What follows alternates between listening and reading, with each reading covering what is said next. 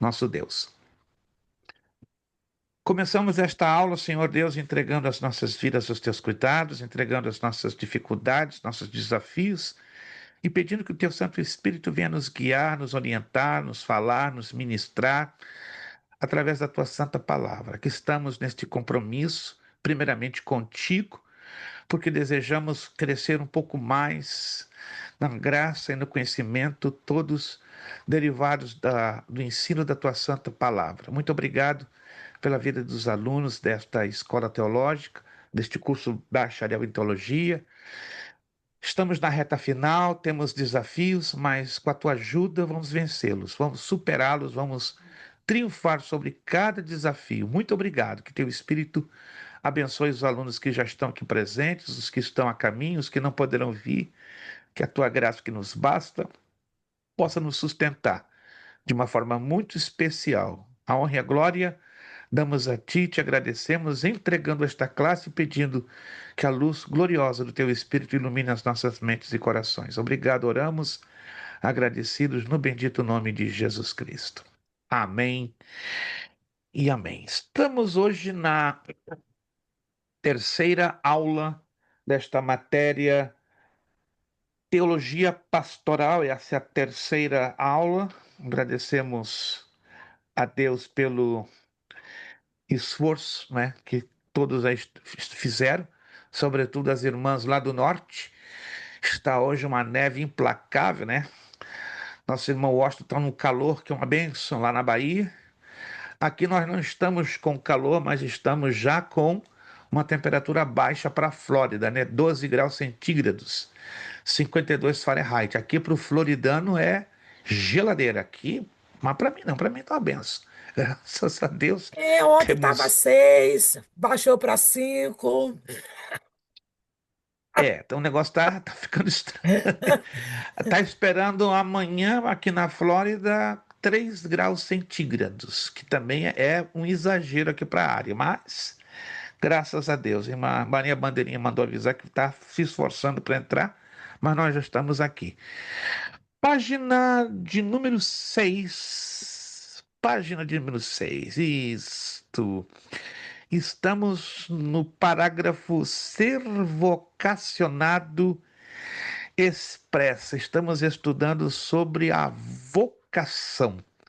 Vocação, né? As características que marcam o chamado do obreiro, né? Basicamente do pastor, do ministro, né? Nós temos estudado algumas características e esta, sem dúvida, a vocação, ela fala muito forte. Ser vocacionado expressa, está aí lá a nossa apostila, muitos aspectos bem individuais e específicos para cada um. Porém, permita-me citar alguns para uma reflexão sobre o que é ser e como entender ser um vocacionado. Ter convicção particular e íntima, mesmo que lhe seja notório que isto se requer como sendo o sacrifício do altar. Eu já bati nessa tecla algumas vezes em várias aulas, bem como aqui, e bato de novo. Servir a Deus é sempre um ato de sacrifício, porque envolve renúncia, envolve entrega, envolve abrir mão de direitos, de privilégios, de muita coisa. Coisa que, lamentavelmente, alguns obreiros, ministros, pastores, missionárias não têm entendido. Servir a Deus é dureza, servir a Deus é sacrifício. Daí a convicção, né? Uma das coisas que motiva-nos a sacrificarmos-nos em prol da obra é a convicção. Se eu tenho, se o obreiro tem, se o ministro tem a convicção, ele não vai ter dificuldade em servir a Deus na base do sacrifício. Mas se ele não tiver, em algum momento ele vai parar no meio do caminho, vai baixar os braços, vai desistir. Isso é matemático. Entender que ao seu devido tempo, olha só, aí estamos falando do tempo de Deus, porque aqui aparece a palavrinha grega kairos, que é o tempo de Deus. Irmã Maria Bandeirinha lutou como uma batalhadora, uma heroína, mas Amém. chegou. Amém, Ó, se amém. a senhora virar o seu telefone, porque a senhora hoje está no telefone, né? Vai aumentar o seu campo de visão. Vamos lá. Se o seu telefone pode dar uma viradinha assim, tchum, se a senhora consegue virar. Ai, Amém. tá ali, ó. Isso é mistério, a gente aprende ao longo dos anos. Seu computador deve ter tido algum problema, com certeza, não Tô conseguiu tentando, conectar. não consigo. Aham. Mas é normal, né? É normal, porque é aula. Se fosse para outra coisa, entrava fácil. Mas é sempre assim, fica tranquila, porque Amém. já estamos habituados. Mas vamos lá. Amém. Entender que a seu devido tempo, estamos na página 6, parágrafo entender que a seu devido tempo. Esse devido tempo é de Deus, o Kairos. E não ao nosso.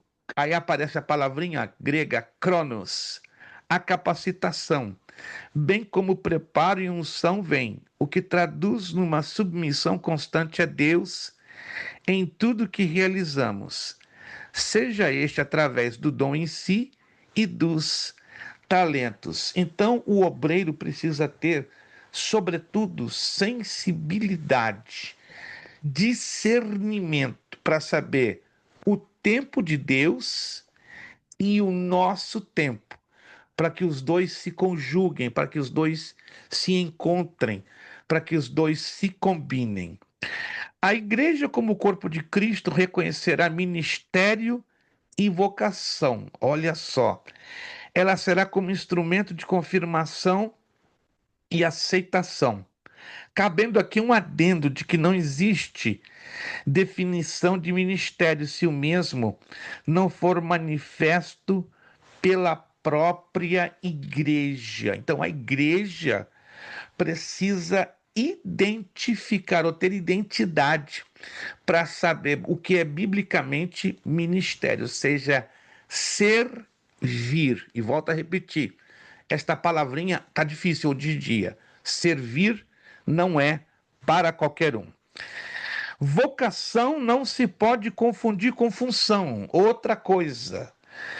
Isso é importante. A função exige a vocação. A função se exige. A vocação não. Oh! Então a vocação ela vai exigir de mim, de cada um de nós. Mas a vocação, como ela é algo que flui naturalmente, o nosso esforço vai ser muito mínimo. Que interessante isso, né? Que há bênção em tudo que se faz na obra de Deus, é verdade. Mas o importante não é fazer algo para Deus, e sim o que Ele realmente quer.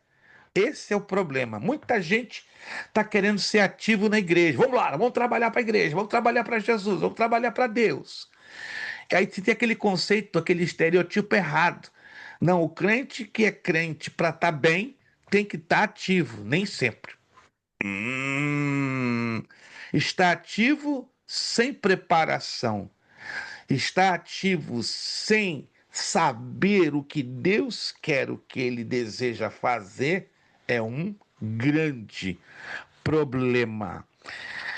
Mesmo no ministério, escute essa, somos ativistas. Às vezes tapa buracos. Não tem você, vai você. Não tem você, vai você. Mas temos que buscar conhecer o que ele tem preparado especificamente. Assim que vocação pode ser compreendida de dois modos. Olha só, dois modos. De modo geral e de modo específica. De modo geral, de acordo com João 3,16 e Mateus 28, 18 e 19, fala do sacerdócio de cada crente nos méritos de Cristo. Ou seja, fomos chamados todos por igual para representarmos a Cristo, para sermos embaixadores do reino. Mas cada um de nós temos um chamado específico. Vamos a Efésios. Carta do apóstolo Paulo aos Efésios. Efésios, capítulo de número 4. Efésios, capítulo de número 4, versículo do 8 ao 12. Estou usando a tradução Almeida Revista Atualizada, ARA. Diz assim, Efésios 4, 8 ao 12. Por isso diz, quando ele subiu às alturas, levou cativo o cativeiro e concedeu os dons aos homens. Ora, que quer dizer subiu, senão que também havia descido até as regiões inferiores da terra? Aquele que desceu é também o mesmo que subiu acima de todos os céus para encher todas as coisas. E ele mesmo concedeu uns para apóstolos, outros para profetas, outros para evangelistas e outros para pastores e mestres, com vista ao aperfeiçoamento dos santos, para desempenho do seu serviço, para a edificação do corpo de Cristo. Então, aqui está falando do chamado específico. Todos nós somos chamados para cumprir um chamado específico. Pastor, eu tenho uma dúvida. Sim, Qual a senhora. diferença aqui entre apóstolo e pastores? Aqui se trata dos dons ministeriais. Deixa eu ver se eu tenho este gráfico aqui. Eu já vou postar no grupo. Se eu já postei, não tem problema. Eu posto de novo para que nós possamos. Deixa eu ver aqui.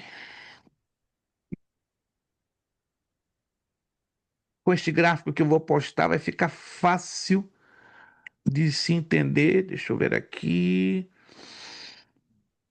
Dons ministeriais. Dons. Um momentinho só, que eu estou aqui recorrendo ao meu arquivo, porque se gera uma confusão enorme. Está aqui, perfeito. Vamos lá. E eu queria saber Então, se essa ordem aí é uma ordem que deve ser seguida. vamos lá. Já tô enviando. Está lá no grupo. Aí, se vocês podem recorrer ao grupo, tá aqui, ó. Eu vou rapidamente fazer uma abordagem. Ok, se vocês estão olhando lá no grupo, está falando sobre os dons espirituais por categorias. Essas categorias elas estão em 4 versículos de primeira carta de Coríntios, capítulo 12. Em língua portuguesa, elas aparecem através das seguintes frases: diversidade, diversidade, diversidade. 1 de Coríntios 12, 4 fala de diversidade de dons. 1 de Coríntios 12, 5 de diversidade de ministérios. É o que acabamos de ler agora. 1 de Coríntios 12, 6 fala de diversidade de operações. E 1 de Coríntios 12, 7 fala de manifestações do Espírito. Aí tem a forma grega, né? Como se escreve no alfabeto grego e como se pronuncia, né? Por exemplo, o versículo 4 está falando dos dons do Espírito Santo. Harismata ou harismaton. O versículo 5 fala de diversidade de ministérios, que são os dons de Jesus Cristo, as administrações do Filho, diaconion.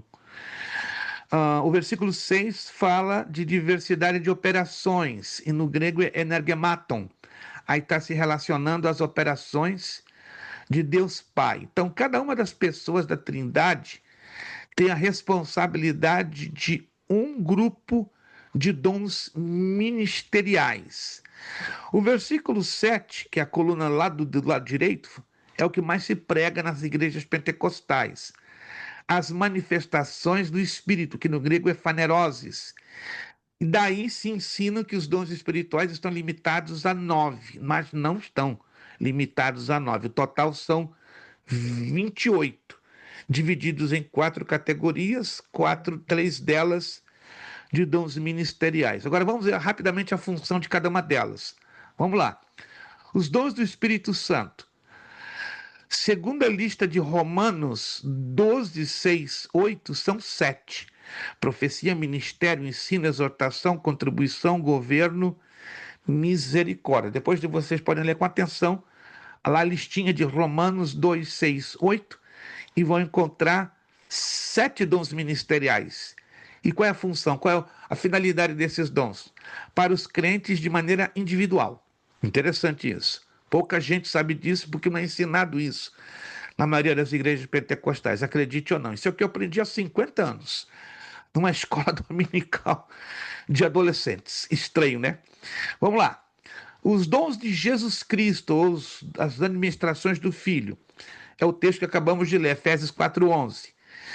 Ensinam-se que são 5, mas na verdade, se a gente ler pela gramática, tanto em língua portuguesa como pelo grego, são 4.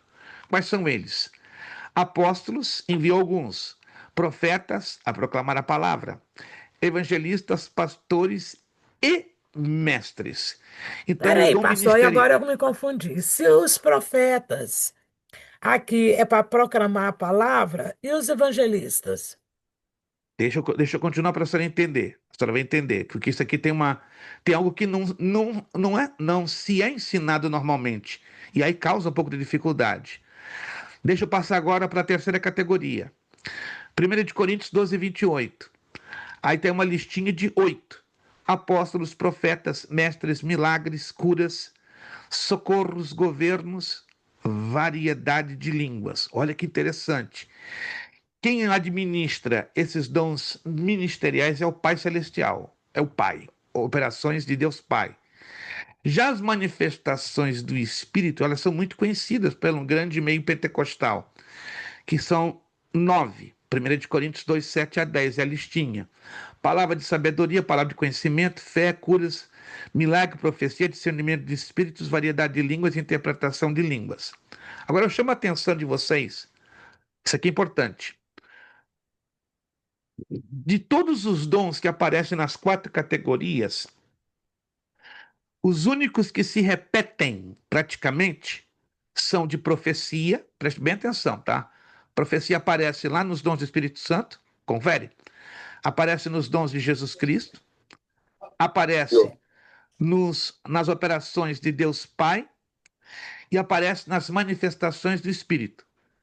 Só que em cada uma delas o trabalho, o funcionamento é diferente. Teremos que tirar tempo para expor isso.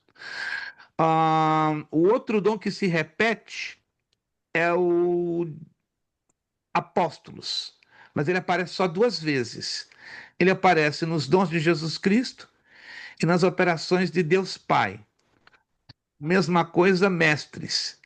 Eles aparecem tanto na lista de Efésios 4:11, como na lista de 1 de Coríntios 12, 28. Mas tem formas de funcionamento diferentes.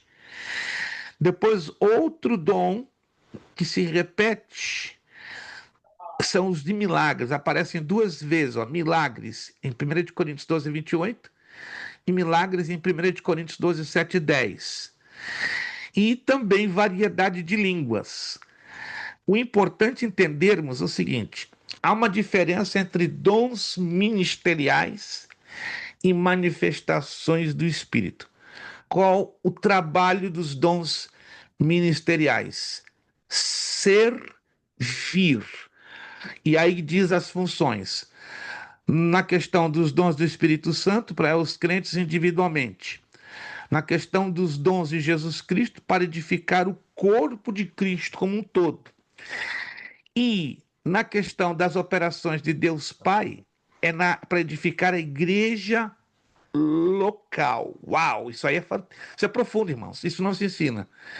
Já as manifestações do Espírito é para beneficiar a todos.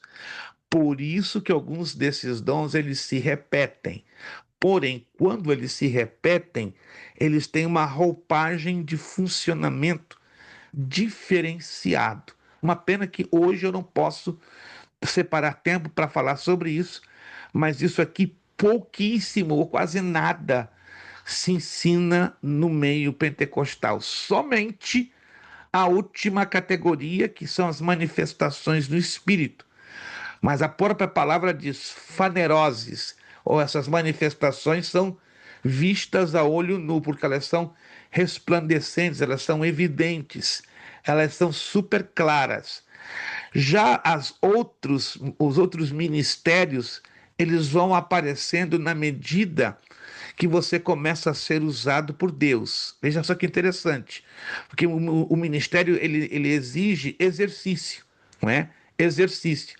Já no caso das manifestações do Espírito, o dom já vem, ó, pleno, já, como eu digo, na embalagem para ser usado. Já nos dons ministeriais, são progressivos, eles vão se manifestando na medida que eu vou exercitando cada um deles. Agora, a palavra profecia tem que ser identificada da seguinte maneira na Bíblia. Se você quiser anotar, isso é importante. Acredito que já falei isso no curso básico, talvez alguns se esqueceram. A palavra profecia ela tem dois significados e não podemos confundir nem o significado e nem a aplicação no que tange ao Antigo Testamento. Porque o profeta no Antigo Testamento ele tinha uma função. E o profeta no Novo Testamento tem outra função. Esse é o problema. Como não se ensina corretamente as funções do profeta no Antigo e no Novo, todo mundo pensa que é a mesma coisa, mas não é a mesma coisa. São duas dispensações: Antiga Aliança, Nova Aliança. Vamos lá. Na Antiga Aliança, o profeta era o transmissor dos oráculos de Deus, ou seja, da vontade de Deus. Primeira coisa, importante. No Antigo Testamento, o profeta recebia a mensagem de Deus para transmitir ao povo. Esta mensagem, ela tinha que bater com conteúdo escrito. Até então, não existiam os 66 livros da Bíblia. Concorda comigo? Até então, os 66 livros da Bíblia não existiam. Eles estavam sendo compostos ano a ano, tempo a tempo. Mas Deus, na sua sabedoria, quando usava os profetas, sempre trazia uma mensagem que, lá na frente, ó, se encaixava perfeitamente com a palavra escrita, com a palavra revelada. Aí, com o passar do tempo, a palavra profecia, ela ganha uma definição única. Abra lá comigo, por favor, Provérbios capítulo 29, verso 18. Isso já é no tempo de Salomão, já estamos falando de 970 a.C. Mas os profetas começaram a ser usados a partir... Quem foi o primeiro profeta na Bíblia? Alguém se lembra? Na Bíblia, quem foi o primeiro profeta? Ninguém está se lembrando. Tem nem ideia. O primeiro profeta na Bíblia foi Abraão. O primeiro profeta na Bíblia Sagrada, anote, Abraão. Não temos que ter ideia. Nós estamos no bacharel em teologia. Se você fecha o bacharel em teologia sem saber quem foi o primeiro profeta da Bíblia, dá BO, dá problema, para mim e para vocês. Foi Abraão. E aí depois veio uma sequência. Moisés foi um deles. Achei que Moisés era o Opa! primeiro. Não, o primeiro foi Abraão. O primeiro foi Abraão.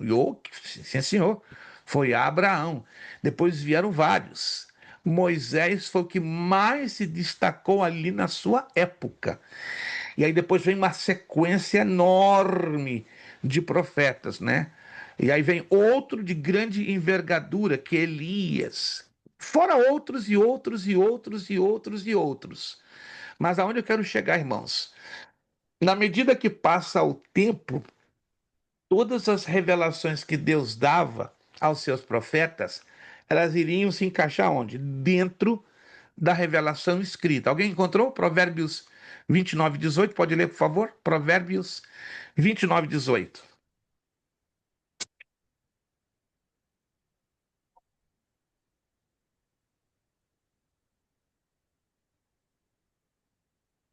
Provérbios 29, 18. Não havendo profecia, o povo se corrompe, mas o que guarda a lei, esse é feliz. Aí está. Quando chega no tempo de Salomão, a palavra profecia já assume esse contexto, ou esse conteúdo, ou seja, palavra escrita e revelada. Anotou? Então, a profecia é a revelação dos 66 livros da Sagrada Escritura. Vamos conferir isso lá no Novo Testamento? Mas Como eu nesse estou caso falando. aí, como é que seria o conceito de um profeta? O Vamos chegar profeta não é lá. o mensageiro. Isso, vamos chegar lá aos poucos. Que eu estou separando a função do Antigo Testamento para nós chegarmos à função do Novo Testamento. Então, no Antigo Testamento, o profeta era um mensageiro, ele trazia a revelação de Deus. Essa revelação poderia conter eventos do passado, anotem aí, do presente, aquele exato momento que o profeta estava recebendo a revelação, ou mesmo do futuro. Ou seja, o profeta ele tinha uma revelação de cunho tridimensional. O que, que eu quero dizer tridimensional? Ele enxergava o passado da parte de Deus, confere? Ele enxergava com muita clareza o presente que ele estava vivendo. E muito mais o futuro que estava fora do seu campo de ação, até mesmo de existência. Que é diferente o profeta do Novo Testamento, porque a profecia do Novo Testamento ela muda de operação. Vamos agora no Novo Testamento com a palavra profecia, que isso é importante. Primeira carta aos Coríntios, capítulo 14. Primeira carta aos Coríntios, capítulo 14, versículo 3. Primeira carta aos Coríntios, capítulo 14, versículo 3. Quem pode ler para mim? Primeira carta aos Coríntios, capítulo 14, versículo 3. Mas o Quem que encontrou pode... profetiza fala aos homens, edificando, exortando e consolando. Segura esse texto, por favor. Primeira de Coríntios 14, 3. Aqui está mostrando como a profecia no Novo Testamento funciona. Vamos agora à segunda carta de Pedro, capítulo 1, versículo 20. Se você não está anotando, meu Deus, está perdendo uma oportunidade de ouro, porque isso aqui é pouco ensinado e pouco entendido. Sabendo Deixa eu ver aqui. primeiramente isto, que nenhuma profecia da Escritura é de particular interpretação. 2 Pedro, capítulo 1, verso 20. Perfeitamente. Anotou aí? Sabendo primeiramente isto, que nenhuma profecia da Escritura provém de particular interpretação, ou na minha tradução, elucidação. Então, a palavra profecia aqui, ela está se referindo ao conteúdo revelado e escrito dos 66 livros, igualzinho lá de Provérbios 29, 18. Vamos a Apocalipse, também Apocalipse, capítulo 1, versículo 3. Muito conhecido esse texto. Apocalipse, capítulo 1, versículo 3. Quem pode ler para nós, por 3 ou gentileza? 13? 3, 3. Ó, 3. Ok. 3. 3. Bem-aventurado aquele que lê, e os que ouvem a palavra dessa profecia, e guarda as coisas que nela estão escritas, porque o tempo está próximo. Excelente. Aqui a palavra profecia, ela ao mesmo tempo traz dois contextos. Quer notar? Os dois contextos. O contexto da palavra escrita e já revelada. O contexto da palavra escrita e já revelada. E o contexto da profecia combinado. com outro dom chamado palavra de conhecimento ou palavra de ciência. Peraí. Então, explica agora que enrolou a cabeça. Então, a profecia no Novo Testamento, ela funciona de duas formas hoje? Sim, senhor. De que maneira? No contexto lá de Provérbios 29:18, que é o contexto que abrange toda a Bíblia. Profecia, palavra escrita, revelada. Mas, no Novo Testamento, a palavra profecia também, ela pode ser o dom de profecia.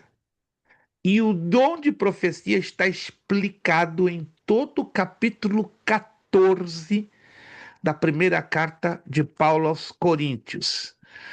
O que muita gente hoje julga dizer, a camarada está profetizando, correto, ele está profetizando no sentido genérico, que ele está revelando da parte de Deus algo que tem que estar batendo com a palavra revelada escrita e está trazendo fatos do passado, em alguns casos, né, que ninguém sabe, só aquela pessoa ou outra pessoa, do próprio presente que está no momento que está trazendo a mensagem, ou do futuro. Se não está revelando nem o passado e nem o futuro, o dom de profecia no Novo Testamento, ele simplesmente exerce três forças ou três funções. Olha lá, 14:3. Mas o que profetiza fala aos homens. De que maneira? Edificando, exortando e consolando. Ou seja, um exemplo, que Deus usa nosso irmão evangelista Wellington. Um exemplo. Aí traz uma palavra para a igreja. Se não contém fatos do passado, do presente ou do futuro, mas se está edificando, exortando, consolando, com base aqui, essa é a operação pura, genuinamente única do dom de profecia. E é o que ele está dizendo. Ó, é o que está escrito Mas aqui. aí, aonde fica o evangelista? Vou chegar lá. Vou chegar lá. Porque isso é complexo, isso não é ensinado. Não sei se vocês nunca ouviram falar disso. Talvez é a primeira vez que a maioria está ouvindo isso. É a primeira vez. E como fica o caso da pessoa que é usada por Deus? Escute essa, porque está lá no conteúdo do capítulo 14. Já viu pessoas lá na sua igreja? Não sei se vocês viram na sua igreja. Eu já vi em dezenas de igrejas. Começa a falar em língua. De repente, de falar em línguas, começa a interpretar o que está falando em línguas. E traz uma mensagem para a igreja. Paulo ensina no capítulo 14 de Coríntios que a igreja de Corinto tinha um problema. Qual era o problema? Era 3, 4, 5, 6, 7, 10, tudo falando em línguas ao mesmo tempo, uma confusão generalizada. E não tinha mensagem para ninguém. Não tinha interpretação, não tinha mensagem, e agora? Aí o Espírito Santo orienta Paulo: ó, se tem que falar em línguas, dois. Para Dos que haja dois, interpretação, é. tem que ter um intérprete, é isso aí, tem que ter um intérprete, do contrário, o que está falando vai interpretar. E há casos curiosos, né? Que Deus levanta uma pessoa, tá lá, falando 5, 10 minutos em língua, e daqui a repente, bum, ela vira ficha e começa a interpretar. Está na soberania de Deus. Deus faz como ele quer. E há casos que Deus levanta duas pessoas, uma só para trazer a mensagem em línguas, e a outra, ao mesmo tempo, interpretando. Isso é lindo, gente. Aqui na América eu só vi isso duas vezes, em 25 anos. No Brasil, não sei por que o Espírito Santo lá trabalhava com mais liberdade, era direto. Sempre eram dois, levantava dois, um para trazer só a mensagem em línguas e outro para trazer a interpretação. Aqui eu só vi, repito, duas vezes em 25 anos, nunca mais vi, um negócio meio raro. Nas igrejas hispanas já vi 4, 5 vezes. Nas igrejas brasileiras, duas vezes. Nas igrejas americanas já vi 25 vezes, acredite. Contei. E eu falei, uau, o que está acontecendo? Por que é tão escasso isso nas igrejas brasileiras, nas americanas é abundante, nas hispanas também. Então, eu não vou entrar em questão, porque é estranho. É estranho, é. Ok. Muito bem. Quando a pessoa está falando um fato do futuro, é o dom de profecia, desde que está encaixado com a base de edificar, ó, tá anotando? Exortar e consolar. Se está exortando, se está edificando, se está consolando, é o dom de É da profecia. Mas está falando do profecia. futuro, caramba. Que negócio é esse? Aí não é o dom de profecia puro. É o que diz primeira carta de Pedro 4,10. Vamos lá? Gente, isso aqui é lindo. É tão lindo que não sei por que não é ensinado. 1 de Coríntios 4,10. Isso não é coisa da minha cabeça, não, gente. Eu aprendi com mestres da Escola Bíblica Dominical há 50 anos atrás. E nunca saiu da minha cabeça isso.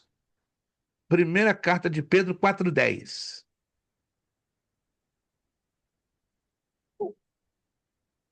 Quem pode ler para mim, por favor? Primeira de Pedro 4,10. Cada um administra aos outros o dom como recebeu, como bons modornos da multiforme graça de Deus. Outra tradução traz, ao invés de mordomos, despenseiros. Alguém tem essa tradução? Despenseiros. Se tem, anote. A sua tradução é a ARA, Almeida Revista Atualizada. A Posso diferença ler é o que 11?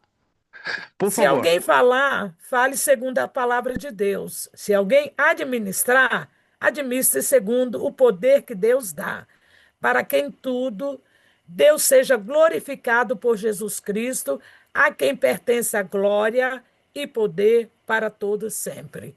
essa é a Amém. meta, é a motivação de alguém ser usado por Deus na manifestação, seja dos dons ministeriais ou das manifestações do Espírito. Aonde eu quero chegar com esse texto? Se alguém está falando de um fato futuro, ainda que profetizando, aí não é o dom de profecia genuinamente puro. É o dom de profecia combinado com outro dom, chamado palavra de conhecimento ou palavra de ciência. E encaixa direitinho com o que Pedro aqui falou, ó.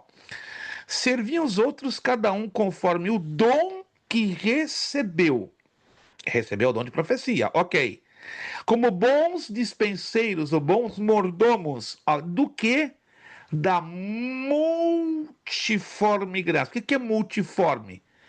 Que as manifestações do poder de Deus têm várias formas. E a palavra graça está ligada a dons, porque graça é favor imerecido. Charis. E a base é charismata, dons espirituais ou dons ministeriais. Então, essa é a explicação para entendermos as diferenças. Agora vamos ao evangelista. E aí? Como é que funciona o evangelista nos dias de hoje? Há um gravíssimo problema na interpretação desta nomenclatura ou denominação. Não se ofenda e não se assuste, isso é normalíssimo. Hoje se confunde evangelista como título, como ofício, e não como função ministerial, chamado, dom ministerial.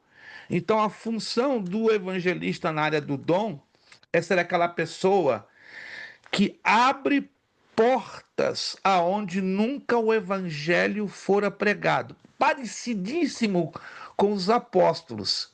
Só que os apóstolos, eles vão na frente. Essa é a ordem, eles vão na frente, locais que nunca antes chegou o evangelho. Ali eles plantam uma igreja ou um ponto de pregação.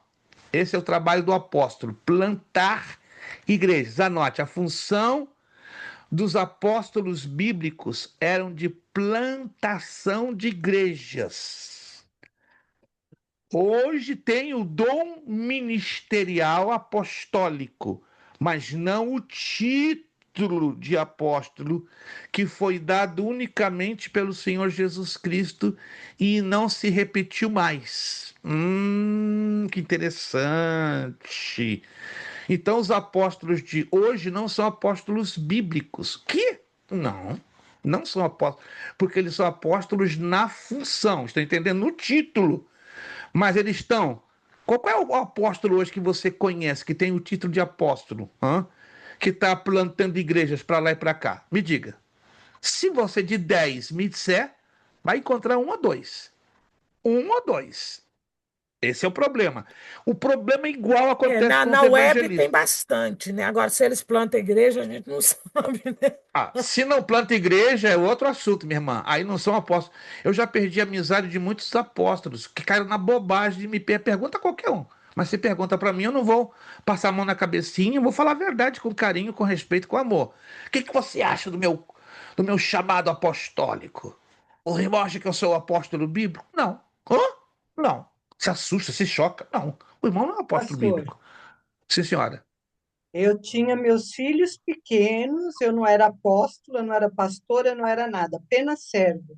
E Deus usou a minha vida, levantou uma igreja na cidade de Caraguatatuba, essa igreja foi implantada e hoje é a Igreja Evangélica Cristã Presbiteriana de Caraguatatuba, com sede em São Paulo, São José dos Campos. Olha lá, olha lá. Tá se revelando. E o trabalho do evangelista? Vamos lá, ministerialmente falando, é consolidar, é confirmar, é fortalecer o trabalho do ministério do apóstolo. Como? Pregando, primeiro a igreja plantada, depois a igreja precisa mostrar a sua identidade evangelística, pregando. Mas agora eu pergunto: quantos evangelistas de título estão fazendo isso? Ou seja, consolidando igrejas plantadas. De 10, você vai encontrar um ou dois. Porque hoje é uma confusão generalizada, não existe. Muito pouco os apóstolos, Eu ministerialmente achava que o falando. evangelista era aquele que levava a palavra de salvação aos que não conhecem. Não, aí é o contrário, aí o apóstolo. Interessante, é o apóstolo, porque ele está plantando igreja. Ele está plantando um ponto de pregação, ele está chegando num local aonde nunca chegou o evangelho. Tome isso como referência. Daí vem por detrás o evangelista. E o evangelista vai consolidar, ou seja, o apóstolo lança as bases. Estão me acompanhando? Então, Lança nesse os. caso, o pastor deveria ser o evangelista. Tecnicamente falando, sim, pela ignorância que existe na maioria, eu falo isso com devido respeito, por favor. Não me mal interprete como eu sendo dono da verdade, porque eu não estou aqui para ser o dono da verdade. Eu estou revelando a vocês o que está escrito aqui pelo estudo da hermenêutica bíblica, pelo desconhecimento total e profundo que a maioria dos pastores hoje tem da hermenêutica bíblica. Então, o pastor, sim, está hoje que não deveria, mas precisa, né, para que a igreja não fique, digamos, a deriva, ele está cumprindo uma função que ele não corresponde. Não que seja errado, compreenda, minha irmã? Não que seja errado, mas ele está sobrecarregando uma função que não corresponde a ele. Mas na ausência de alguém que tenha o dom ministerial de evangelista, caramba, o pastor está tomando o lugar, está ocupando o espaço. Não Porque de maneira. dentro da realidade das igrejas Assembleia de Deus, o pastor é aquele que planta, né, que forma a igreja. O evangelista é aquele que vai lá fora, busca, ministra, fala do amor de Cristo, ganha alma, e o pastor é aquele que cuida. Mas essa é a visão denominacional, não é a visão bíblica.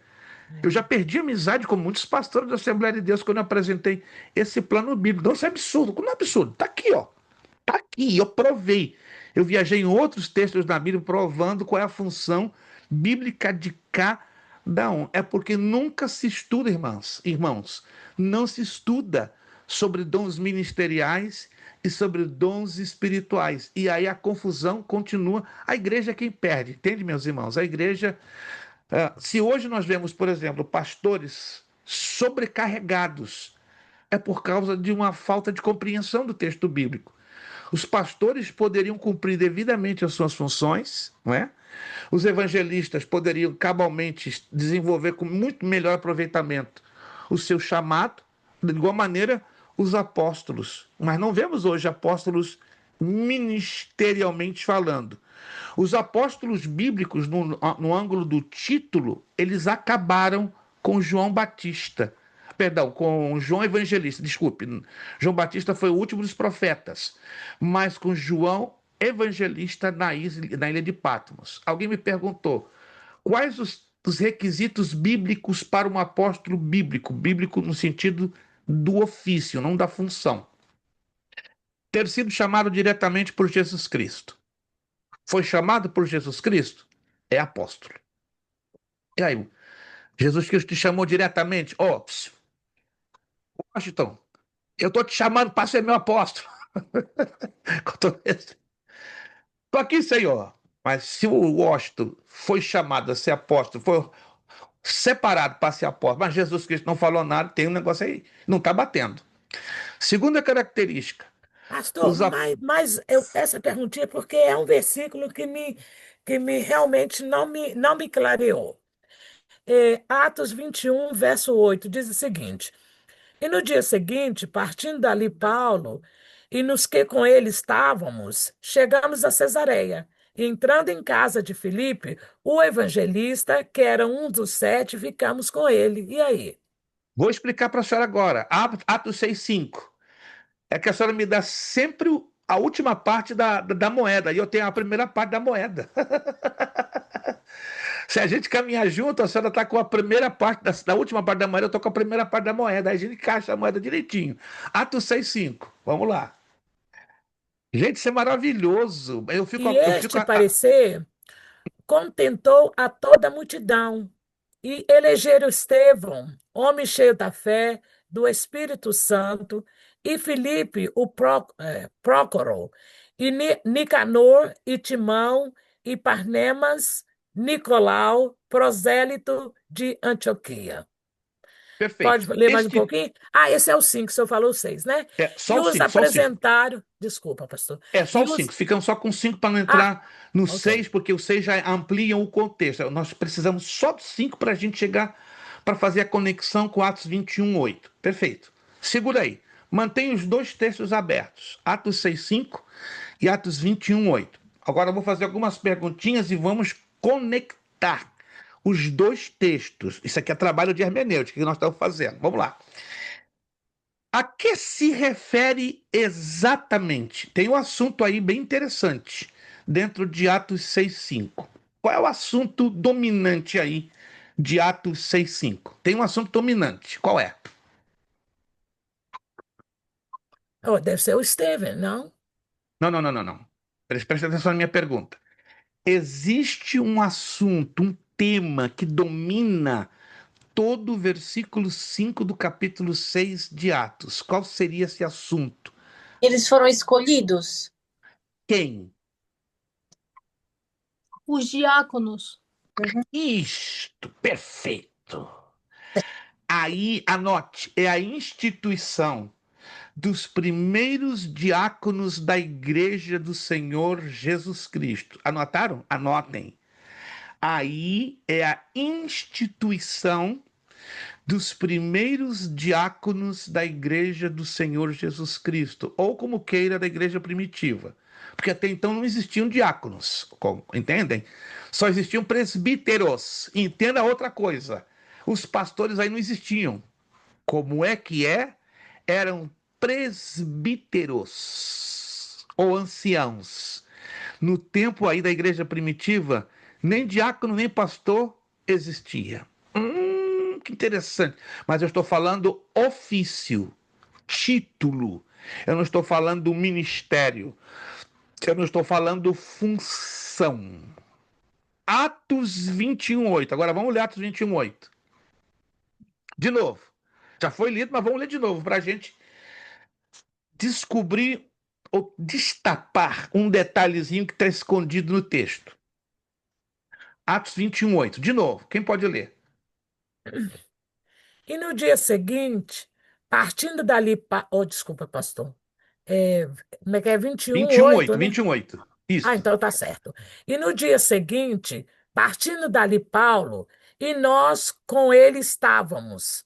Chegamos a Cesareia e, entrando em casa de Filipe, o evangelista, que era um dos 7, ficamos com ele. Ok. A que se refere esse texto? A que? Está falando de quê ou de quem? Esse texto que acabamos de ler agora, Atos 21:8, se refere a que ou a quem? Sempre faço essa pergunta. A que ou a quem? O Felipe, E como é que a senhora sabe que era Filipe? entrando na casa de Filipe, o evangelista. Então tá falando Hum, dele, ué. Mas tem outro detalhezinho que a senhora não está me dizendo, que está claro no texto. Paulo vai a Cesareia. Sim, sim, sim. Não, mas vamos ficar em Filipe. Vamos deixar Paulo um pouquinho de lado. Filipe. Ele Que era um dos mais 7, esse pastor. texto está. Escutem. O evangelista. Qual? Mas tem outro detalhe que o texto aqui nos chama a atenção sobre Filipe. Qual é? Que era um dos 7. 7 quê? Evangelista, ué. Não, não. Vocês não prestaram atenção no texto. Eles. Apóstolo. Não. Vocês não estão prestando atenção no texto. Que era um dos 7. 7 quê? 7 anões? 7 gordinhos? Era 7 quê? Gente, vocês não estão Eles eram prestando atenção no texto. missionários? O texto. Não. Vocês acabaram de ler agora, no outro texto. Eu estou querendo conectar os dois textos. Os Vocês não- diáconos. Exatamente. Que era um dos 7. 7 o quê, meus irmãos? Diáconos. Peraí, era diácono ou era evangelista? Essa é a pergunta. Diácono no título, na hierarquia. Evangelista no chamado, no dom ministerial. Aí a outra coisa que a Assembleia de Deus bagunça a cabeça todinha. Ela fala que o cooperador, o diácono, que seria a mesma coisa, é aquele que ajuda, que coopera, entendeu? Então, assim, é uma coisa que não tem lógica.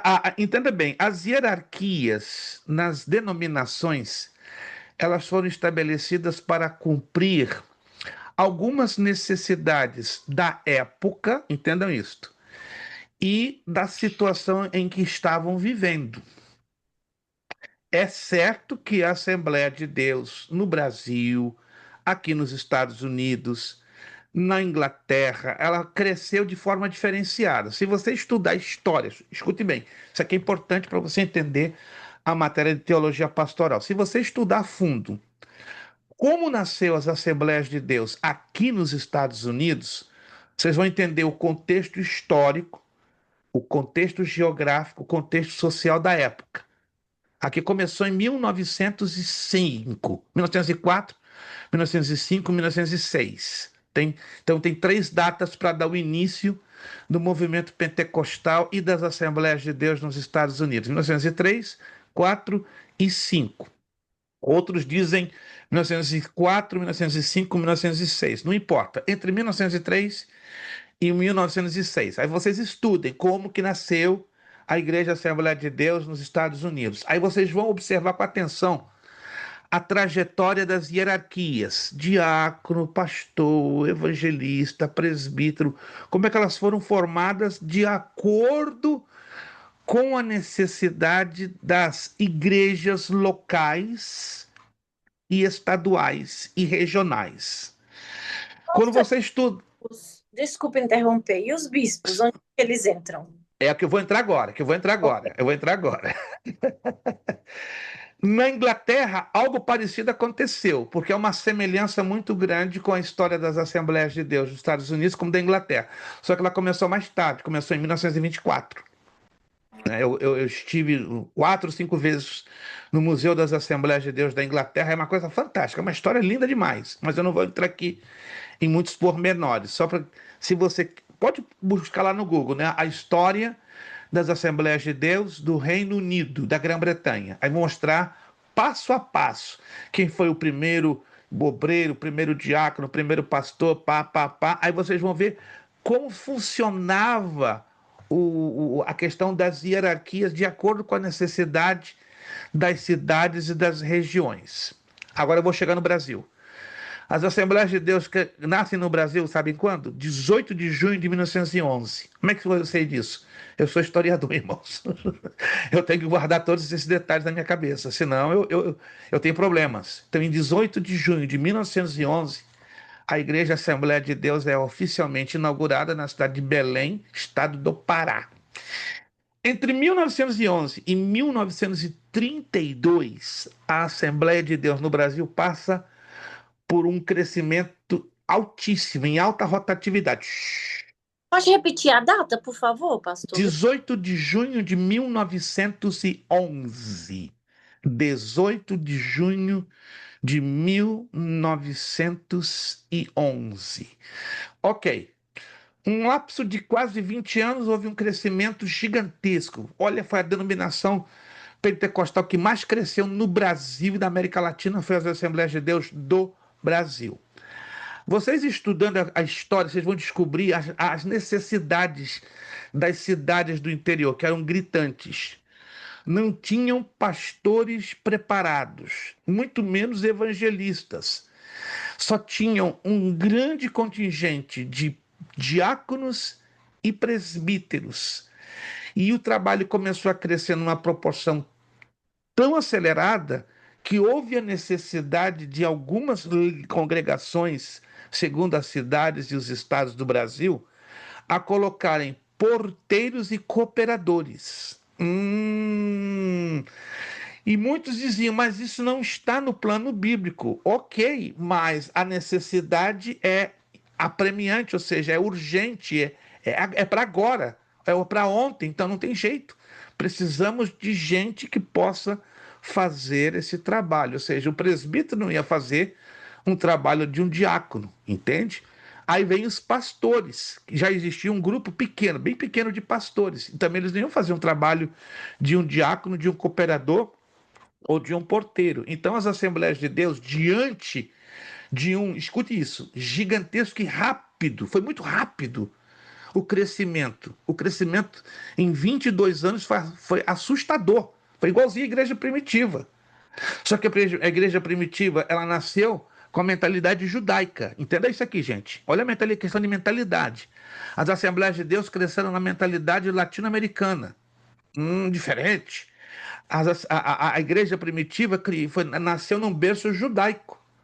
E o berço judaico moldou a igreja primitiva. Por isso não havia necessidade de cooperadores e nem de porteiros. Somente os diáconos e os presbíteros e os pastores começaram a aparecer a partir do 3º século depois de Cristo. Até então não havia pastores, somente ministerialmente falando, o dom de pastor-mestre.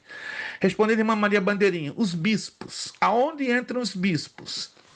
No templo de Paulo, no templo de Pedro, no templo de Timóteo, escute essa, não existiam ainda pastores. Tanto que essa palavra pastores aparece só na carta aos Hebreus. E a carta aos Hebreus, segundo os bibliólogos, foi escrita depois da destruição de Jerusalém, no ano 70. Isso perto dos anos 80 a 110 depois de Cristo, quando os primeiros pastores, de maneira muito tímida, começam a aparecer no meio da igreja primitiva pela necessidade. Aí no 3º século depois de Cristo já tem um número bem substancial de pastores. Estão se lembrados? Está lá em Hebreus 13, 4. Obedecei 13, 17. Obedecei aos vossos pastores. Analisa comigo. Só tem 2 passagens no Novo Testamento que se referem a pastores. Efésios 4:11, aí não é ofício, não é título, não é hierarquia, é dom ministerial, ou é vocação. E depois disso só volta a reaparecer a palavra pastores na carta aos Hebreus, capítulo 13, tanto no versículo 4 como no versículo 17. Porque nós não entendemos o contexto histórico da ocasião. Nós lemos o texto assim no mais e pronto, não pronto coisa nenhuma. Para interpretá-lo corretamente, temos que lançar mão das ferramentas da hermenêutica e interpretar pela lei dos 6 contextos, incluindo o contexto histórico. Vamos voltar aos bispos. Então, como era então a administração maior no tempo de Paulo, Pedro e Timóteo? Presbíteros e bispos. Ó, presbíteros e bispos. E Vou onde dar agora ficavam os para. apóstolos? Vou chegar lá, vou chegar lá. Eu estou montando cenário para vocês entenderem como era interessante essa formação do governo da igreja. Impressionante isso. Vamos lá em 1 de Timóteo, capítulo 3. Isso é lindo, gente. E pouco se ensina isso. Quando eu ensinei isso numa igreja batista pentecostal, os homens ficam doidos. Que isso, pastor? De onde o senhor está tirando essas ideias? Só da Bíblia? Nunca ninguém falou sobre isso, porque não se ensina. E agora? Como é que você vai fazer algo que não se ensina, mas está dentro da Bíblia? E eu não estou distorcendo uma palavra, uma letra, uma vírgula, um ponto. 1 de Timóteo, capítulo 3. Ó, olha que interessante. Está aqui, ó, tá em todas as traduções em língua portuguesa. 3:1. Fiel à palavra. Se alguém aspira ao quê? Alguém pode falar? Os áudios estão fechadinhos, só estou ouvindo os lábios se movendo. Episcopado. Episcopado. Uau! Se alguém aspira ao episcopado, excelente obra almeja. Aí vem o versículo 2. É necessário, portanto, que o bispo. Os pastores não existiam aqui, irmãos. Estamos no ano 61 depois de Cristo. Os pastores, hierarquicamente falando, pelo título, não existiam ainda. Que curioso isso aqui. E aí vai, e dá todas as características do bispo. Pá, pá, pá, pá. Se você ler em outros textos, você vai encontrar nas epístolas de Paulo a menção de presbíteros. Ok. Então E havia ele então. chama Timóteo de evangelista, né? Isto. Veja que interessante. Mas Paulo dá a ele poderes de pastor. Aí, tá Mas em vendo? momento, É interessante essa coisa. Porque eu mas em passei o olho aqui momento, rapidinho, que eu virei a página. yep, No 2 Timóteo diz assim: Mas tu seja sóbrio em tudo, sofre aflições, faz a obra de um evangelista e cumpre o seu ministério. porque ele foi plantado por Paulo em Éfeso para consolidar o trabalho de quem? Dos apóstolos. Quem abriu a igreja em Éfeso? O apóstolo Paulo. Oh! Paulo ficou ali para sempre em Éfeso? Não, ficou 2 anos e meio, quase 3. Lembra da despedida dele na praia? Não é? Que foi emocionante. Ele deixa Éfeso. E quem fica depois lá na igreja? Timóteo. Que coisa linda! E ele era evangelista. Pastor, olha aqui para você ver. O que o senhor falou aí, provavelmente ele tinha mesmo ofício de pastor. Olha aqui. O 2 Timóteo 4:2. Que pregue a palavra, inste a tempo e fora de tempo, corrijas, repreendas, exortes com toda a longanimidade e doutrina. Perfeito? Essa autoridade era conferida naturalmente a um pastor, ou seja, alguém que estava na responsabilidade de dirigir uma igreja. Mas Que repito seria o uma vez mais, evangelista, né? mas aqui a hierarquia pastor não existia ainda. Mas Paulo, pela unção do Espírito, diz: você é evangelista, vai ficar à frente da igreja. Você vai ter um comando à semelhança de um pastor, mas não era conhecido pastor. E os bispos, caramba, aonde entrava nessa história? Os bispos eram os administradores diretos das igrejas. Oh, alguém me perguntou, mas por que Timóteo não foi colocado diretamente como bispo? Não se sabe, mas como evangelista, Mas o sim. dom, ele sempre não diz para ele do dom? Isto, Despertai o dom. dom que está em vós. O dom perfeito. Esse é o chamado ministerial, o dom A ministerial de vocação que nós estamos evangelista. falando aqui agora. Excelente. Por isso que Paulo não poderia atropelar a hierarquia. Tecnicamente, ele deveria fazer Timóteo um bispo, correto? Mas reconheceu nele, não, eu não posso fazer ele bispo. Ele não é apenas um administrador, ele é um consolidador de uma igreja que eu plantei. Eu plantei. Por isso que mesmo disse, eu plantei, Apolo regou. Mas quem deu o crescimento foi Deus. Esse é um princípio que Paulo nunca abriu mão. Ele planta. Sempre Paulo é chamado plantador de igrejas. Nunca ficou Anotem na isso. frente de nenhuma, né, pastor? Interessantíssimo. E o apóstolo não tem essa função. Não tem essa função. Gente, isso é maravilhoso. Eu me emociono quando eu começo a destrinchar essa parte da escritura que, infelizmente, ela é pouco estudada, pouco interpretada e pouco entendida. Ok. Com o passar do tempo, a função de Então, o senhor bispo. resumiu toda a vocação e agora, né, pastor? Exatíssimo, exatíssimo. Então, a vocação que Exatíssimo. foi resumida. Perfeito. Com o passar do tempo, a hierarquia pastor começa a aparecer pela força de necessidade administrativa. E aos poucos, a expressão bispo ela começa a ser diluída. Não que ela desapareça, mas já não se vê necessidade de proclamar obreiros como bispos. Vamos à primeira carta de Pedro. Olha que interessante isso aqui. Primeira carta de Pastor, mas Pedro. deveria seguir, então, o exemplo de Paulo.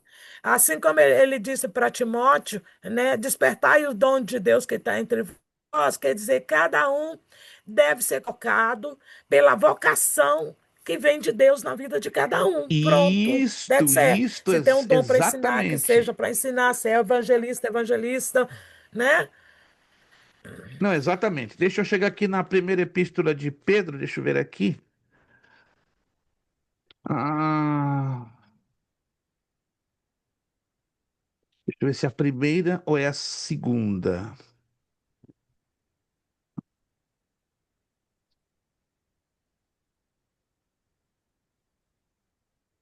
Primeira carta de Pedro, capítulo 5. Olha só que interessante. Primeira carta de Pedro, capítulo 5, versículo 1. Todos encontraram? Primeira de Pedro, capítulo 5, versículo 1. Escute essa. Rogo, pois, aos presbíteros. Ele aqui já não fala bispos. Olha que interessante, né? Aqui Pedro está falando presbíteros, que há entre vós. Eu, presbítero como eles, e a testemunha dos sofrimentos de Cristo, e ainda coparticipante da glória que a ser revelada. Quando você vai no grego, você vai encontrar duas palavras parecidas. Presbiteroi, que é presbíteros, e sum presbíteros, presbítero maior, ou presbítero mor. Isso quer dizer o seguinte, procure entender isso aqui. A primeira e a segunda epístola de Pedro foi escrita com uma distância de 10 a 11 anos antes da primeira e segunda epístola a Timóteo. Então, entre essas três epístolas, primeira e segunda Timóteo e primeira e segunda de Pedro, na cronologia do tempo, qual é que foi escrita primeiro? As duas de Pedro. Nas nossas Bíblias está lá no finalzinho, não é verdade? Mas na cronologia da bibliologia, na cronologia da redação dos livros da Bíblia, as duas de Pedro foram escritas primeiro. 11 anos depois, são escritas a primeira e a segunda carta a Timóteo. Nesse espaço de 11 anos, olha que interessante, você tem que levar em consideração o pano de fundo histórico. A função bispo sobrepõe ao do presbítero. Então a Bíblia aqui já nos mostra que os presbíteros já não estão mais no comando como era normal da parte de Pedro e de outros, mas o comando das regiões constituídas por várias igrejas, ou seja, a nível administrativo, já não está mais nas mãos dos presbíteros, senão dos bispos. ó, ó. Nos dias de hoje, quais as igrejas que conhecemos que usam bispos? As Assembleias de Deus dos Estados Unidos. Ah, ah. Alguém já ouviu falar do T.D. Jakes? T.D. Jakes? Ele não é pastor. Se vocês não sabiam, ele não é pastor, ele é bispo. E por que ele é bispo? Estuda a vida dele, faz uma pesquisa. Debaixo da mão dele, da autoridade dele, além da igreja sede que ele administra, tem 11 igrejas, Qual que é o 11 ou nome, 14. pastor? T.J. Jakes é um negão, Ah, o é negão, um gordo, gordão, bonito no biosco. planeta, Ah, prega muito, muito, muito prega muito. pentecostal. É, Tive a oportunidade de estar com ele 2 vezes, muito né? Há pentecostal. 7 e há 10 anos. Pensa no Já homem de tá velho Deus. agora, né?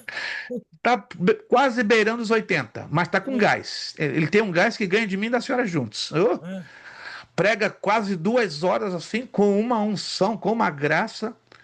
Quando ele orou por mim, quando eu estive na igreja dele, eu pensei que eu ia infartar.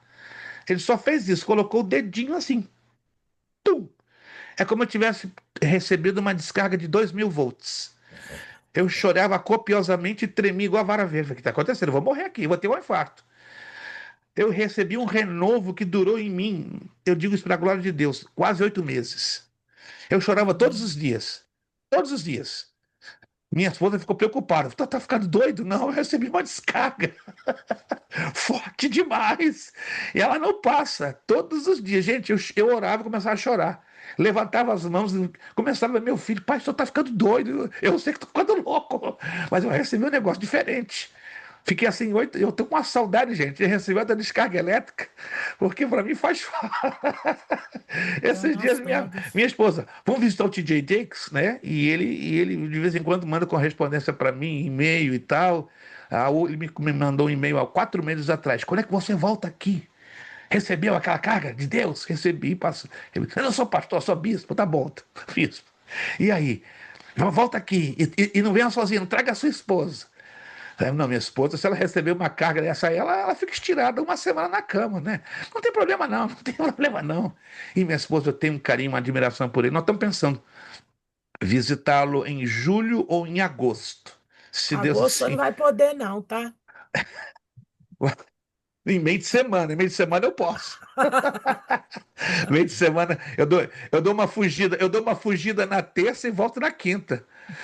A pastora Priscila disse que ele tem livros muito bons em português. Obrigado, pastora Tem. Priscila. TJ Jakes tem livros excelentes. Procure lá no Amazon, ele tem alguns livros em português. Você vai amar.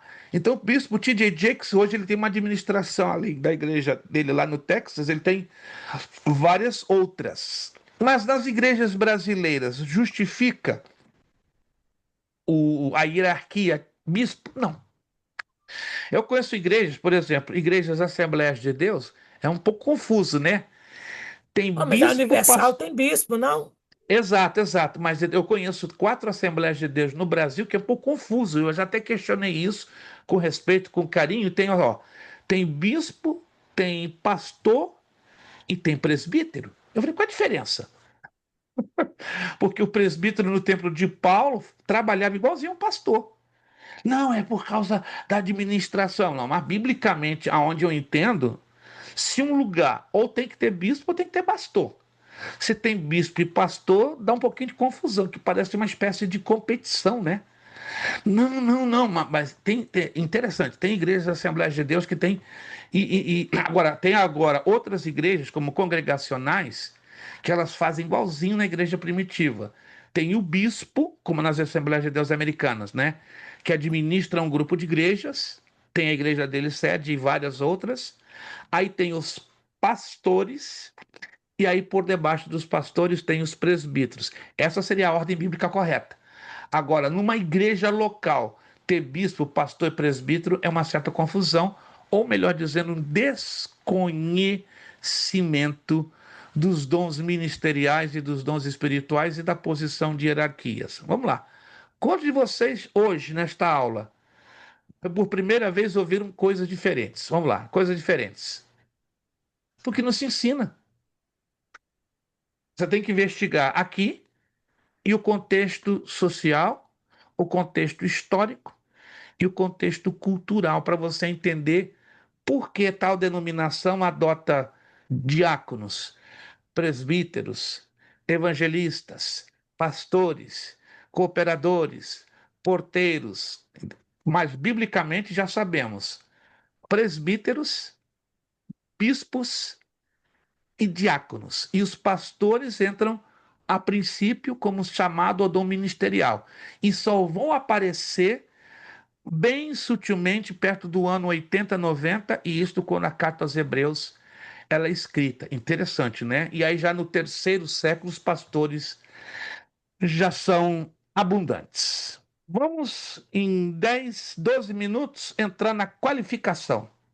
Tomamos um bom tempo, né, explicando a questão da vocação. Admirei e gostei muito da frase da nossa irmã Lúcia, né? Que no batida definimos bem a questão da vocação. Vamos à qualificação. Qualificação. Bíblico neotestamentária. O que é isto? Vamos lá. No Novo Testamento, vemos a eficácia do trabalho de estabelecimento da igreja. Primeiramente, Pastor, por ocasião do mover. Estamos na página 6 lá embaixo. Se alguém não, tiver pastor, perdido. não querendo interromper, o pastor não acabou falando das três funções dos apóstolos bíblicos. Vamos lá, fazendo uma retrospectiva. Primeiro, ter sido chamado pessoalmente Por Jesus. pelo Senhor Jesus Cristo. Segundo, que tenha sido chamado para plantar igrejas. Terceiro, sendo chamado por Jesus Cristo e chamados para cumprir a função de plantar igrejas, que demonstrem os seus ministérios marcados por sinais, milagres, maravilhas e proezas. Uau! Aí morre muito apóstolo dos dias de hoje na praia, claro. De 10 apóstolos que você conhece, qual é o apóstolo que é marcado o seu ministério por milagres, sinais, prodígios, maravilhas? Ah, difícil, bastante difícil. Eu só conheço um na África, no Quênia. O homem é um negócio misericórdia. Planta igreja, não foi chamado por Jesus, mas é dotado de uma capacidade de Deus para fazer milagres e outros dons que é assustador. Não vou entrar em detalhes. Vocês vão descobrir ele no YouTube. Ele é lá da África e do Quênia.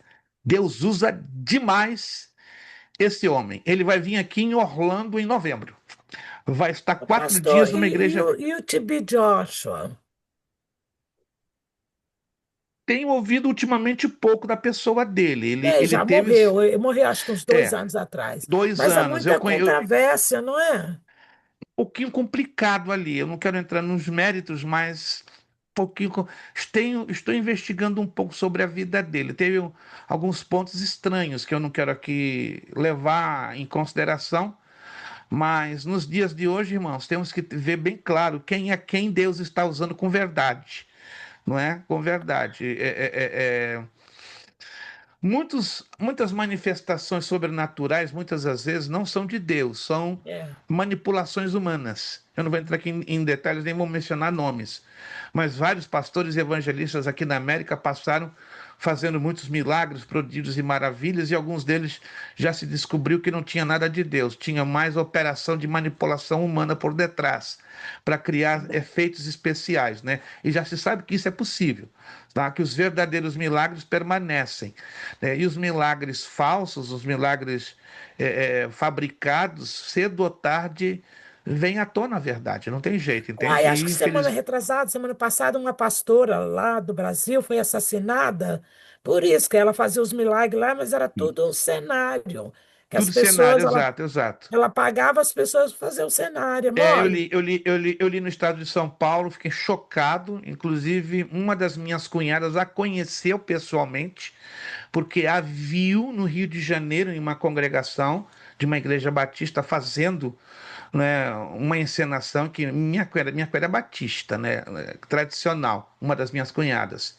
Mas ela é muito sensível à presença do Espírito Santo. Mas na hora, velho, isso aí é falcatrua, isso aí é invenção, isso aí é encenação. Mas ela foi bem dura. Não, não diga isso da mulher de Deus, não, e vai ter um problema sério. Essa mulher aí, se continuar assim, ela pode ser até assassinada, disse a minha cunhada.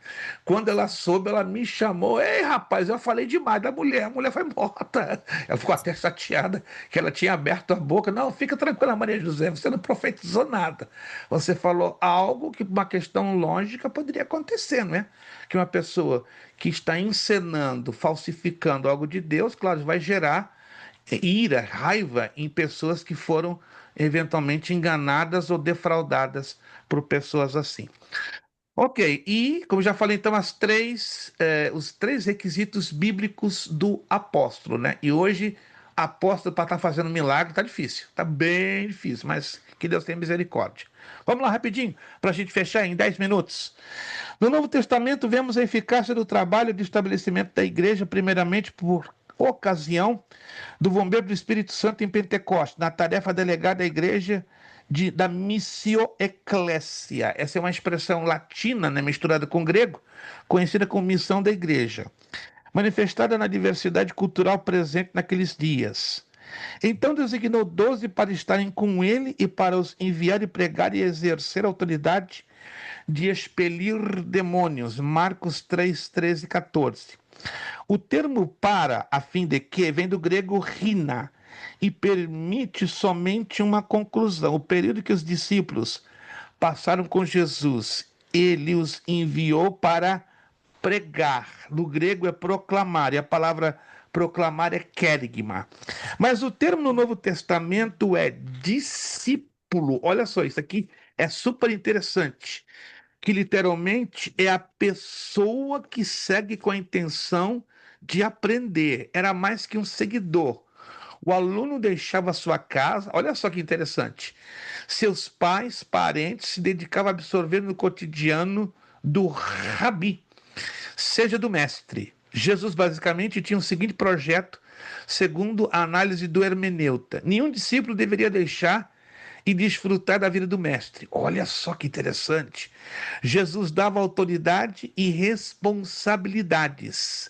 Os discípulos foram instruídos sobre reino, igreja e humildade. Tá difícil ouvirmos hoje reciclagem de obreiros que se ensinam essas três coisas. Não digo que não tenha, existe, mas hoje é uma raridade. Em resumo, podemos ressaltar que os discípulos tivessem o caráter de Cristo. Uau! Ter caráter de Cristo não é para qualquer um, não. E hoje em dia, muitos estão batendo no peito. Eu sou discípulo de Jesus. Bater no peito e dizer sou discípulo, temos que pensar. Fomos instruídos nos moldes do reino? Fomos instruídos no molde de como deve funcionar uma igreja, segundo a palavra de Deus? Fomos instruídos na humildade exigida por Deus? Cada um de nós possamos, na sua graça e misericórdia, sabermos dar a resposta mais apropriada possível. A liderança foi estabelecida dentre aqueles que aos pés do mestre estavam e, posteriormente, saindo fronteiras fora dos limites judaicos, iniciando por Barnabé numa visão da igreja para com outros povos, posteriormente passando a Paulo, onde sistematiza seu trabalho na valorização do povo gentil convertido, no levante de liderança nativa e preparada na edificação de igrejas em cidades estrategicamente pré-estabelecidas, na confirmação dos pastores, no zelo da correção, na supervisão. Para isto eu quero mostrar a vocês alguns detalhezinhos lá no livro de Atos dos Apóstolos, capítulo 3, do verso 1 ao 4. Vamos lá em Atos dos Apóstolos, capítulo 13, versículos do 1 ao 4.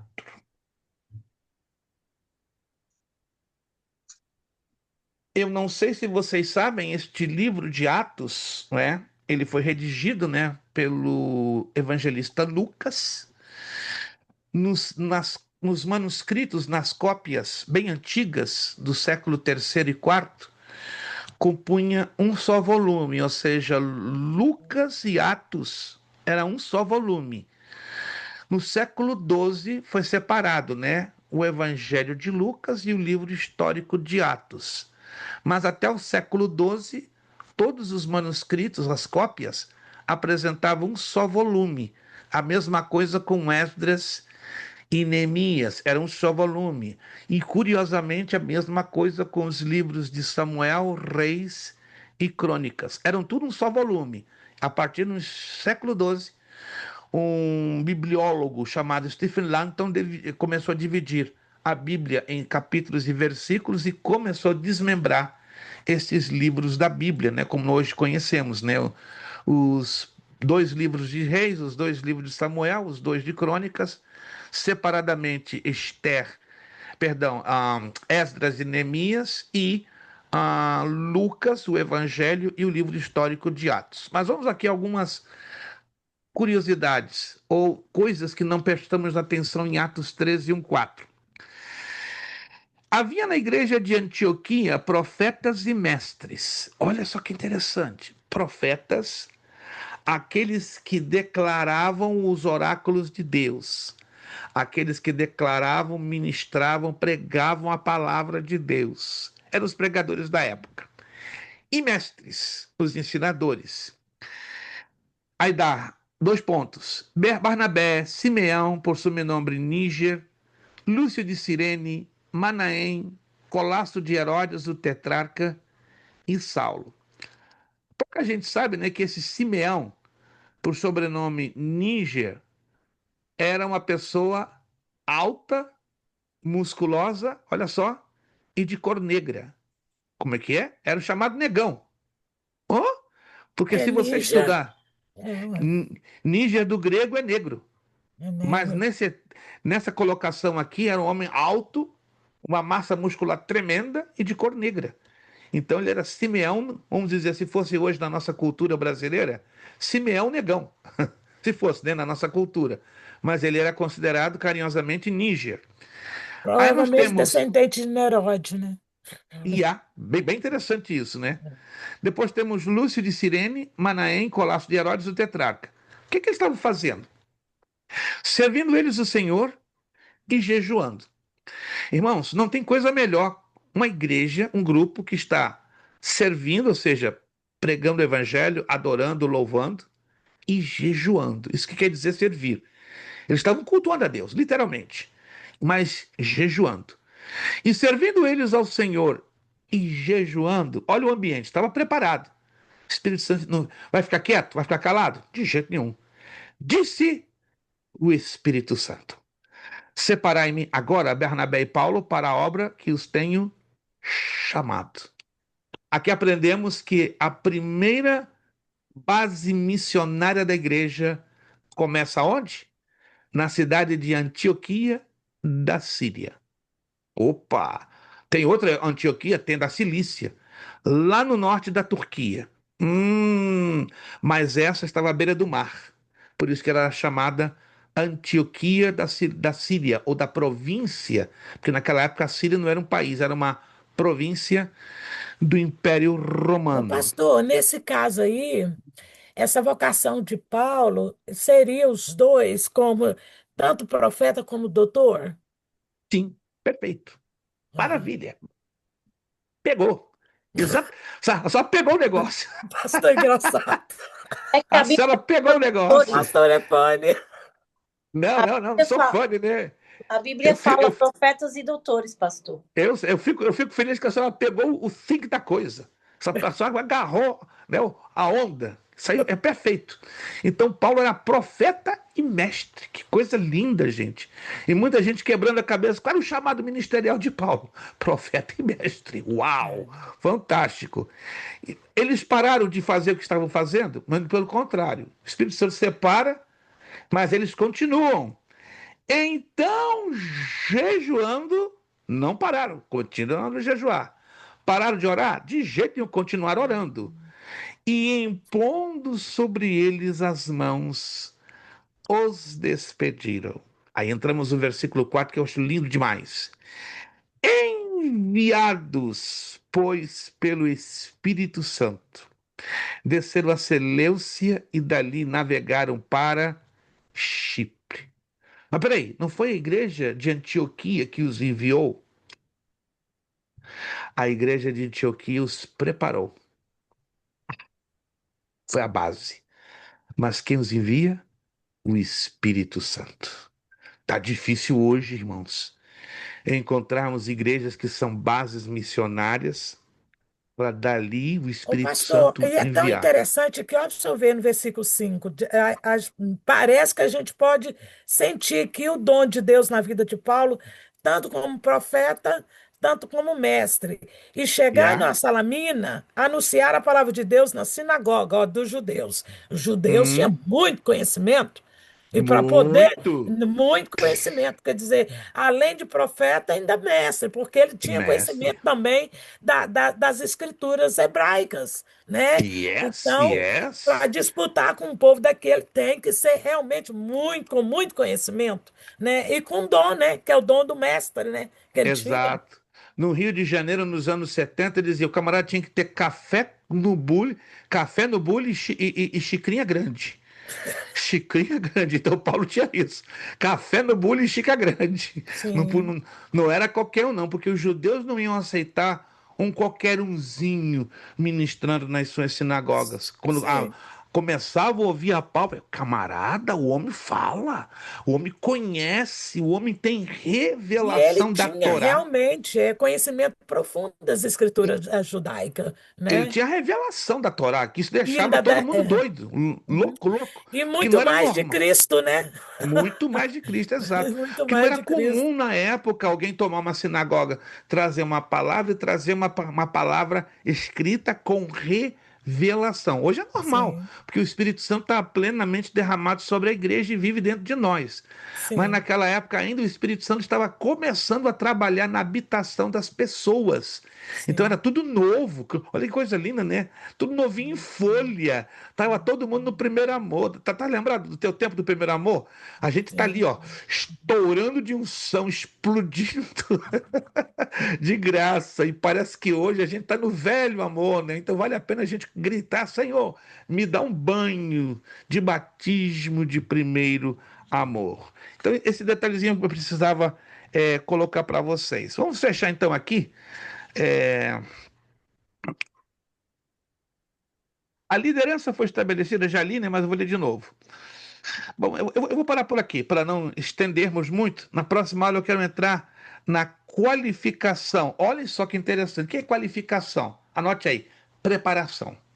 Na qualificação formal e informal. Eu iria hoje corrigir os exercícios, mas eu prefiro fazê-lo na próxima aula, porque nós temos ainda um considerável tempo.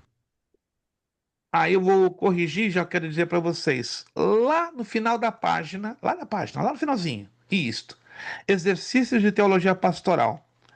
Nós vamos corrigir os exercícios da página 1, porque aí eu mudo a numeração. Se você observar lá com atenção, lá no finalzinho, eu mudo a numeração, ou seja, você vai na página 22 da apostila, que está lá em cima do lado direito, é quando você vira, ela muda para o bloco de exercícios. Já observaram? Ela muda para o bloco de exercícios. Quando muda para o bloco de exercícios, lá embaixo, no meio, pequenininho, está a numeração das páginas do exercício. Então, preste atenção, você vai fazer os exercícios da página 1, 2, 3 e 4.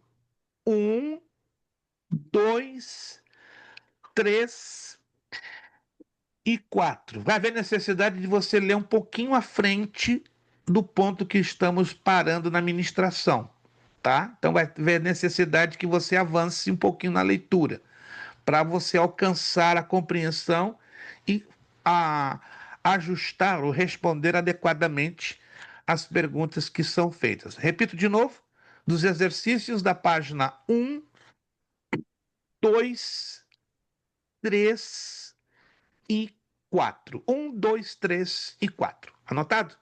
Aí nós corrigimos na próxima aula, mas aí vocês terão que ler um pouquinho além da parte que nós estamos ministrando, entende?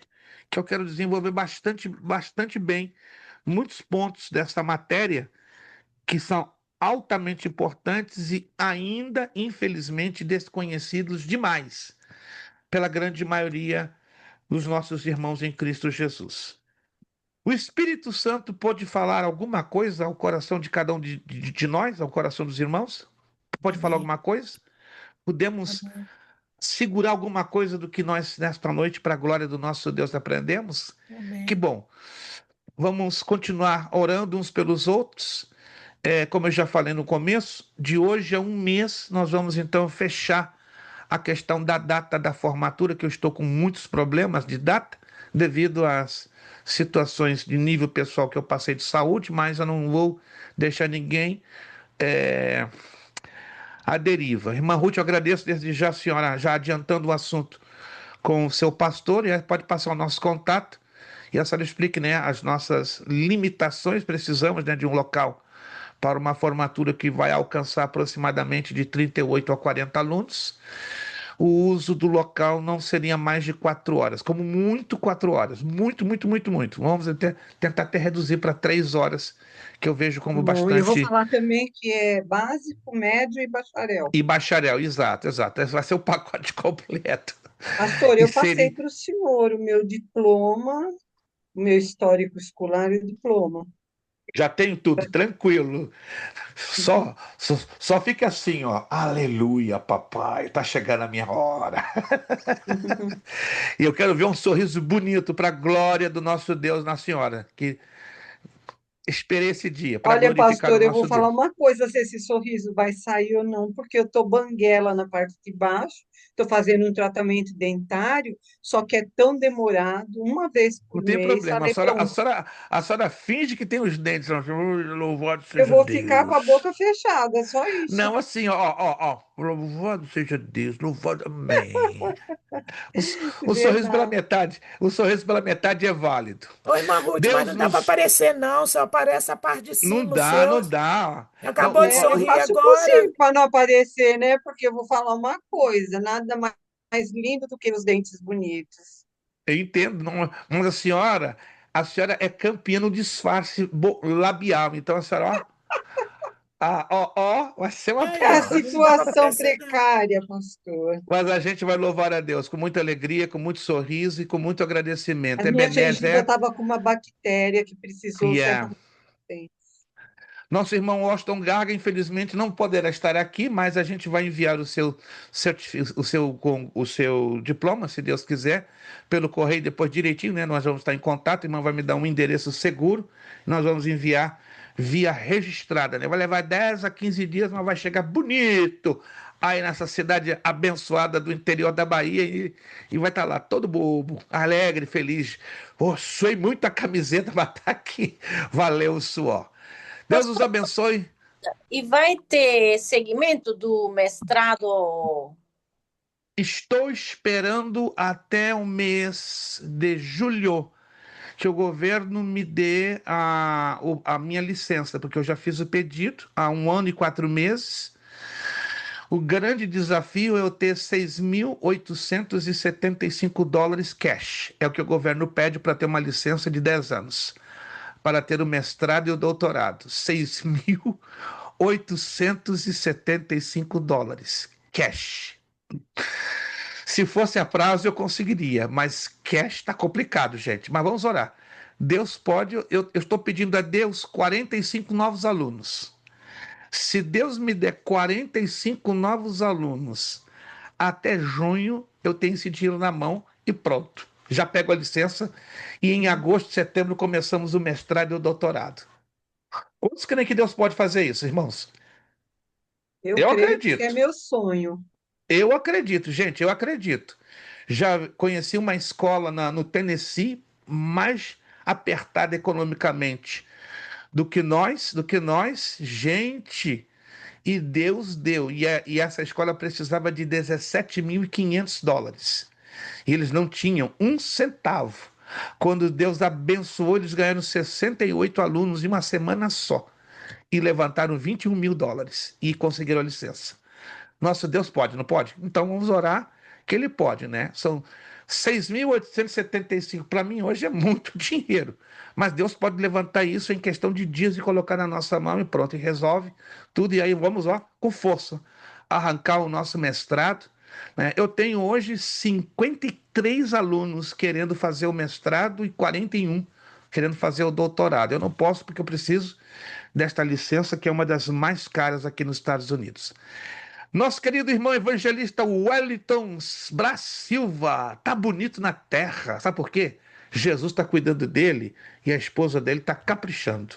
Olha Amém. só. Amém. Mais jovem do que o irmão Wellington, eu não vou conseguir, não, irmão Wellington. Queria ter os seus 17 anos, mas Quem dera. tô caminhando para 67, irmão. Em setembro, se Jesus não voltar e não me levar, tô embarcando em 67. Ore por mim. Eu quero chegar 67 inteiro, irmãos. 67 quero chegar inteiro. Não quero chegar quebrado, não, porque eu não quero não quero dar trabalho para ninguém, muito menos para minha esposa. Nosso irmão Wellington vai estar orando a Deus, agradecendo pela aula de hoje.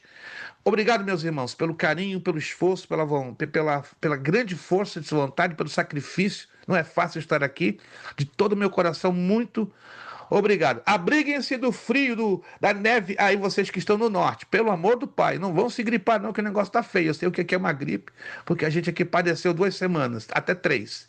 Mas Deus guarde vocês, as vossas famílias, os vossos trabalhos, que o Espírito Santo continue guiando as vossas vidas de uma maneira muito especial. Voltamos na próxima semana.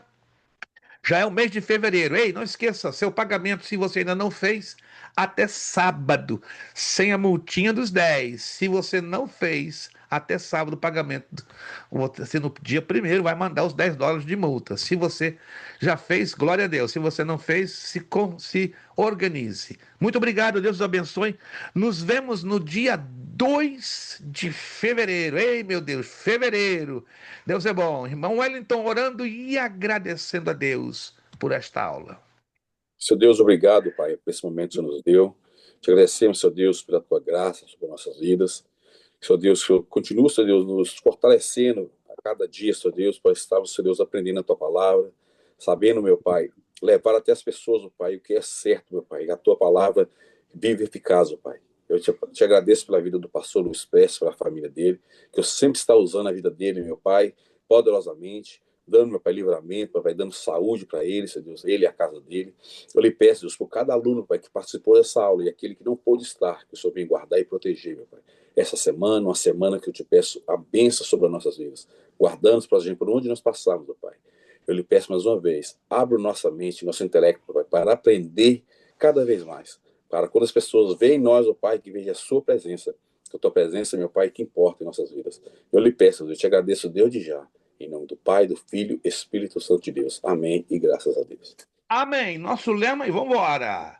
Seriedade. Seriedade, Compromisso. compromisso, Disciplina. disciplina, Seriedade. seriedade, Compromisso. compromisso, Disciplina. disciplina, Seriedade, compromisso Seriedade, e compromisso disciplina. e É disciplina. necessário que ele cresça e que eu Para que ele diminua. cresça e que É eu diminua. necessário que ele cresça e que eu diminua. diminua. É necessário que ele cresça e que eu diminua. E a Deus damos o quê? A honra, a glória Glória e o poder para todos ó. sempre.